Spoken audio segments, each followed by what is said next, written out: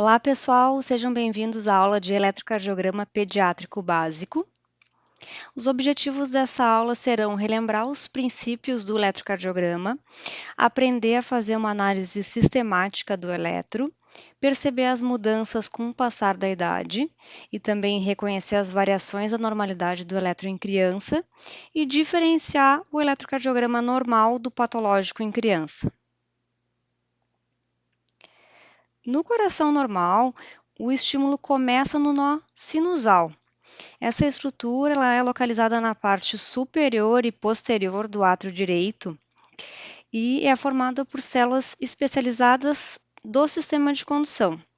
Então, o estímulo começa no nó sinusal e se propaga do átrio direito para o átrio esquerdo, de cima para baixo, de trás para frente e da direita para a esquerda. Isso vai gerar a despolarização dos átrios. No eletrocardiograma a gente vai ver a onda P, sendo que a primeira parte da onda P é a despolarização do átrio direito e a segunda parte é a despolarização do átrio esquerdo. Esse estímulo vai percorrer os átrios, vai chegar no nó atrioventricular e dali seguir pelos ramos direito e esquerdo e pelas fibras de Purkinje. Isso vai gerar a despolarização dos ventrículos e, no eletrocardiograma de repouso, o complexo QRS. Depois disso, a gente tem a recuperação, a repolarização desse ventrículo, que vai gerar a onda T. A gente não consegue ver no eletro a recuperação, a repolarização do átrio, porque seria concomitante à despolarização do ventrículo, que tem massa ventricular muito maior. Quanto às derivações, a gente tem dois planos. No plano frontal, a gente tem derivações bipolares e perpendiculares às bipolares. As bipolares são D1, D2 e D3. D1 corresponde à diferença de potencial dos dois membros superiores, direito e esquerdo. O D2, a derivação D2 corresponde à diferença de potencial entre o membro superior direito e o membro inferior, e D3, diferença de potencial entre o membro superior esquerdo e o membro inferior. A derivação AVF é perpendicular a D1, AVL perpendicular a D2 e AVR perpendicular a D3. Se a gente colocar essas 6 derivações juntas, a gente vai ter a rosa dos ventos, sendo bem importante a gente lembrar de pelo menos 2 derivações. Via de regra, a gente usa D1, 0 graus e AVF mais 90 graus para análise do eixo do QRS. No plano horizontal, todas as derivações são unipolares, então é bastante importante que os eletrodos sejam colocados nas posições corretas, são posições já padronizadas, certo? Porque a gente vai enxergar o que o eletrodo está enxergando. Se o estímulo aproxima do eletrodo, a gente vai ver uma deflexão positiva no eletro.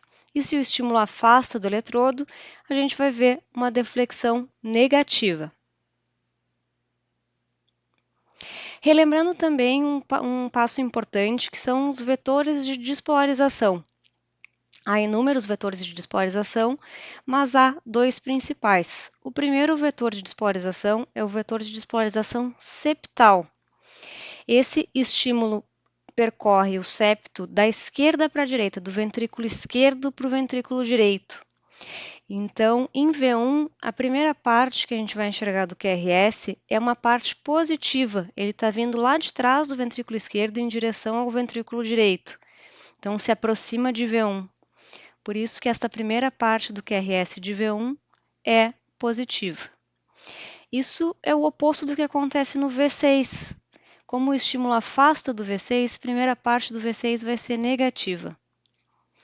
O segundo vetor é a resultante da despolarização da massa das paredes livres.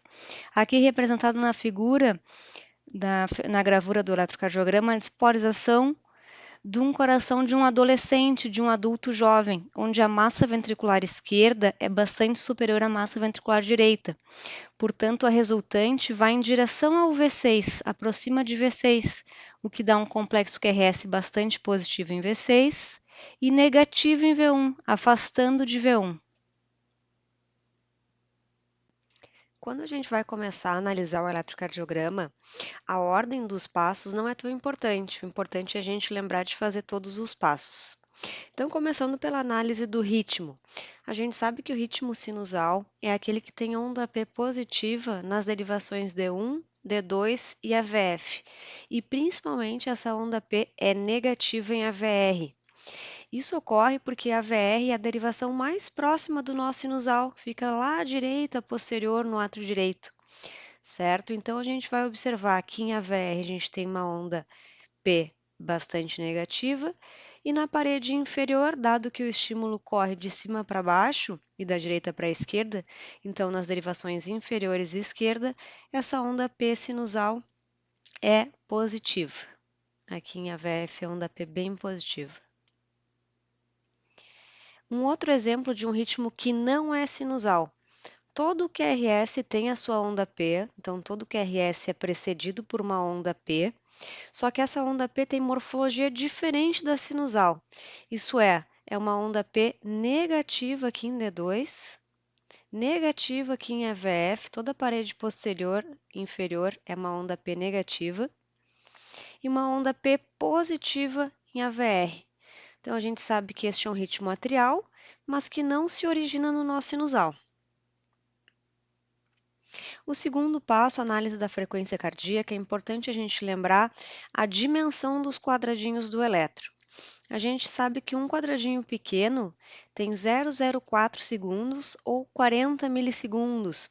A gente padroniza falar em milissegundos para tirar a vírgula. Então, um quadradinho pequeno tem 40 milissegundos e um quadrado maior é composto por 5 quadrados de largura e 5 quadrados de altura, ou seja, 0,2 segundos ou 200 milissegundos. E a velocidade com que o papel corre na hora de fazer o eletro também deve ser padronizada, em 25 milímetros por segundo. Com isso, a gente tem uma facilidade na hora de calcular a frequência cardíaca desse paciente. Então, a gente deve estimar a distância entre dois batimentos, entre dois QRS, e a gente pode usar 300 divididos pelo número de quadrados maiores, né? Ou 1.500 dividido pelo número de quadrados menores. Qualquer um dos dois, a gente vai chegar na frequência cardíaca do eletro. Lembrando que para a gente classificar a frequência como normal, é importante que a gente tenha uma ideia da variação para cada faixa etária. Se a gente tiver uma frequência menor do que o normal, a gente vai classificar o paciente como bradicardia, e se a gente tiver uma frequência maior que o normal, como taquicardia. Para os próximos dois passos, análise dos intervalos e das amplitudes do QRS e das outras ondas, é importante que a gente sempre consulte tabelas específicas para eletrocardiograma em pediatria. Então, começando pela duração da onda P, representado em A aqui na figura, a gente vai medir do começo da onda P até o final da onda P. Essa onda ela é bem mais rápida em crianças em comparação aos adultos. A propósito, todas as ondas em intervalos em crianças são menores do que quando comparados aos adultos. A onda P em adulto, a gente aceita que ela tem uma duração até de 120 milissegundos. E para criança, a gente considera normal uma onda P de até 90 milissegundos. O segundo passo, a gente vai medir o intervalo PR, do começo da onda P até o começo do QRS, representado aqui na figura por A mais B. O intervalo PR ele é bastante variável em criança, porque ele depende da idade da criança e da frequência cardíaca. O próximo passo é medir a duração do QRS, do começo do QRS, primeira onda do QRS, seja ela negativa ou positiva, até a última onda do QRS, representado aqui pela letra C, intervalo C. O QRS também tem duração menor nas crianças. Quanto mais jovem a criança, menor a duração do QRS. Isso vai aumentando com a idade até chegar no QRS da largura, da duração do QRS do adulto. A gente aceita que as crianças tenham QRS até 100 milissegundos. O adulto a gente aceita até 120 milissegundos. O próximo passo seria a mensuração do intervalo QT. A gente mede do começo do QRS, né, da onda Q, até o final da onda T, representado aqui na figura por C mais D. O QT também varia bastante com a idade, com o crescimento, tem alguma ação hormonal. E é sempre importante lembrar de corrigir esse intervalo QT para a frequência cardíaca. A fórmula que a gente mais usa é a fórmula de Basset, apesar dela não ser validada para frequências cardíacas menores que 50 e maiores que 100, é a fórmula mais bem estudada também em crianças. Então, a gente sempre vai usar o intervalo QT corrigido. Quando a gente tem uma onda P de duração aumentada, via de regra a gente vai ter uma sobrecarga atrial, na maioria das vezes esquerda. Quando a gente tem um intervalo PR aumentado, a gente vai ter um bloqueio atrioventricular de primeiro grau. Quando a gente tem um intervalo duração do QRS aumentado, a gente vai ter um bloqueio de ramo, que pode ser direito ou esquerdo. E o intervalo QT corrigido aumentado, a gente vai ter um QT longo. O próximo passo seria a análise das amplitudes das ondas do QRS, sendo bastante importante a gente começar lembrando da calibração do eletro.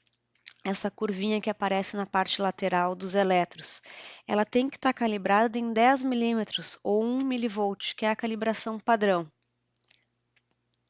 Então, a gente vai começar medindo a amplitude, a altura da onda P, que em crianças pode chegar até 2,5, 3 milímetros nas crianças pequenas, né? São ondas P mais amplas do que acontece nos adultos. O segundo passo é a gente aferir a amplitude, a altura do QRS, englobando todo o QRS, tanto a parte positiva quanto a parte negativa. As crianças têm complexos QRS bastante amplos que não raras vezes são confundidos com sobrecargas ventriculares. Lembrando que a gente não deve usar os critérios de sobrecarga de adulto. Os critérios conhecidos de sobrecarga ventricular foram feitos para adultos e, na maioria das vezes, para situações especiais. Então, a gente nunca deve usá-los nas crianças. E, por último, aferir a amplitude da onda T. Essa é outra diferença do eletro da criança em relação ao adulto. A criança tem ondas T bastante amplas. Nos adultos, a gente não espera que a onda T tem uma amplitude de mais de 25% da amplitude do QRS. E nas crianças, essa amplitude pode chegar até 40% e ser normal. O quinto passo, a gente vai calcular o eixo do QRS. A gente já calculou o eixo da onda P, quando a gente definiu se o ritmo é sinusal ou não. E agora a gente vai calcular o eixo do QRS. É importante a gente ver a polaridade, a positividade ou negatividade do QRS em duas derivações. Comumente a gente usa D1, 0 grau, e AVF, 90 graus. Se esse QRS ele é positivo em D1, positivo em AVF, a gente sabe que o eixo do QRS vai estar no quadrante inferior esquerdo. Se ele é positivo em D1, negativo em AVF, a gente sabe que ele vai estar no quadrante superior esquerdo. Se ele é negativo em D1, positivo em AVF, ele vai estar no quadrante inferior direito. E se ele é negativo nos dois quadrantes, nas duas derivações, negativo em D1, negativo em AVF, vai estar no quadrante superior direito. É importante lembrar que o eixo no quadrante inferior esquerdo, primeira opção aqui, primeiro quadradinho, ele é normal tanto para criança quanto para adulto. O eixo no quadrante superior esquerdo, ele é normal para adulto, mas a gente não espera que as crianças tenham QRS nesse quadrante. O oposto do que acontece quando o QRS é negativo em D1 e positivo em AVF. Esse é um quadrante que a gente espera para as crianças, mas não para os adultos. O quadrante superior direito não costuma ser esperado nem para criança nem para adulto, exceção na faixa do RN. O segundo passo, depois que a gente encontrou o quadrante, seria a gente ver qual que é a derivação que tem o QRS mais isodifásico, equifásico ou isoelétrico, né? Mesma amplitude do QRS positiva e negativa, ou qual que a gente tem o QRS com maior amplitude. Se a gente encontrar o QRS isodifásico, a gente sabe que o eixo está perpendicular a essa derivação. E se a gente encontrar um mais positivo, o eixo do QRS está próximo a essa derivação. A gente vai ver alguns exemplos que vai ficar mais fácil. Então, vamos falar um pouquinho sobre o eletronormal em pediatria. É importante lembrar das mudanças relacionadas à idade, sabendo que há uma enorme variação para cada faixa etária. Quanto menor a faixa etária, maior a variação do eletro. Com o passar do tempo, a frequência cardíaca diminui e todos os intervalos de duração de ondas aumentam, exceção por intervalo QT e QT corrigido para a frequência, que pode ser maior no período neonatal. No recém-nascido, a gente espera um eixo do QRS desviado para a direita em função da dominância do ventrículo direito. No nascimento, a massa ventricular direita, a força do ventrículo direito ainda é maior do que do ventrículo esquerdo, e isso vai mudando com o passar do tempo. Então, no recém-nascido, é sim esperado um eixo desviado para a direita, e isso é absolutamente normal. Já entre 1 mês e 3 anos de idade, a gente tem aqueles eletrocardiogramas intermediários, que têm grandes dimensões, grandes amplitudes do QRS em todas as derivações pré-cordiais, comumente confundido com sobrecarga biventricular. E nos pacientes maiores de 3 anos, a gente já tem um padrão mais semelhante ao padrão do adulto. Então, o primeiro exemplo é um menino de 1 dia de vida. Começando a analisar o eletro, a gente percebe que ele tem um ritmo que é sinusal, tem uma onda P positiva em D1, positiva em D2, positiva em EVF, negativa em EVR.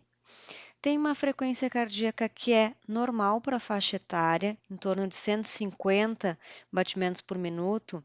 Entre 2 batimentos, a gente tem 2 quadradinhos grandes, então seria 300 divididos por 2, em torno de 150. E o eixo do QRS é desviado para a direita. Tem um QRS predominantemente negativo em D1 e positivo em AVF. Então, esse eixo está positivo aqui em AVF. Esse eixo está no quadrante inferior direito. Nas derivações pré-cordiais, a gente percebe que há uma onda R aqui em V1, que está enxergando o ventrículo direito, e nas derivações que estão enxergando o ventrículo esquerdo, V5 e V6, há um QRS que tem uma fase positiva e uma fase maior negativa. Isso em função da dominância do ventrículo direito. Outra coisa que vale a pena lembrar é que quando o bebê nasce, a onda T nas derivações pré-cordiais, em especial V1 e V2, ela é positiva em função da circulação fetal. E essa onda T precisa negativar até 48, no máximo 72 horas de vida. E a gente espera que essa onda T fique negativa nas derivações pré-cordiais, de V1 a V2 até V3, até 8 a 12 anos de idade. Lembrando que algumas crianças podem persistir com essa onda T negativa nas pré-cordiais direitas. O segundo exemplo de uma menina de 1 ano de idade, a gente percebe uma mudança drástica no padrão do eletro. O ritmo é sinusal, a onda P é positiva aqui em D1, positiva em D2, positiva em AVF e negativa em AVR. Mas a gente já percebe uma mudança do eixo em relação ao RN. Esse QRS já é predominantemente positivo em D1 e quase que isodifásico, tem uma fase positiva e uma fase negativa em AVF. Né? Então, é um eixo que já mudou de quadrante, já está no quadrante inferior esquerdo. E há uma mudança significativa também do padrão do QRS nas derivações pré-cordiais. O QRS bastante amplos em todas as pré-cordiais, em especial nas pré-cordiais intermediárias, de V2 a V4. Eu tenho QRS amplos, uma fase positiva bastante alta e uma fase negativa. Aqui em V3 eu tenho um QRS bastante amplo, assim como em V4. E a onda T já negativou, né, a partir das 72 horas de vida, nas pré-cordiais direitas. Então, eu ainda tenho uma onda T negativa aqui em V1, negativa em V2. E a dominância do ventrículo esquerdo já apareceu, tem um QRS mais positivo que negativo aqui em V6, também em V5. E o terceiro exemplo já é um menino de 15 anos, um padrão eletrocardiográfico bastante semelhante ao do adulto. A gente percebe um ritmo sinusal, onda P positiva em D1, positiva em D2, positiva em AVF, negativa em AVR. Um eixo do QRS no quadrante inferior esquerdo, sendo que o QRS é positivo em D1, positivo em AVF. Esse eixo está próximo a 60 graus, quase que em cima do D2, que fica mais 60 graus. E se ele é mais positivo em D2, ele tem que ser isoelétrico, isodifásico em AVL, e ele é. E nas precordiais a gente percebe uma progressão da onda R de V1 para V6, há um aumento gradual da onda R e uma redução gradual da onda S de V1 para V6, denotando uma dominância ventricular esquerda.